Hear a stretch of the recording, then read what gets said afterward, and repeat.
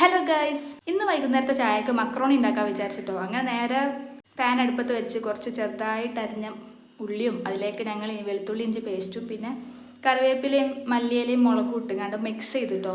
പിന്നെ അതിലേക്ക് ആവശ്യത്തിന് ഉപ്പ് ഇട്ട് കൊടുത്തു. അത് കഴിഞ്ഞ് ഞങ്ങൾ മഞ്ഞൾപ്പൊടി ഇട്ട് കൊടുത്തു. പിന്നെ ബിരിയാണി മസാല, കുരുമുളക് പൊടി, പിന്നെ ചിക്കൻ മസാല, അങ്ങനെ എല്ലാം ആവശ്യത്തിന് ഇട്ട് കൊടുത്തിട്ടോ.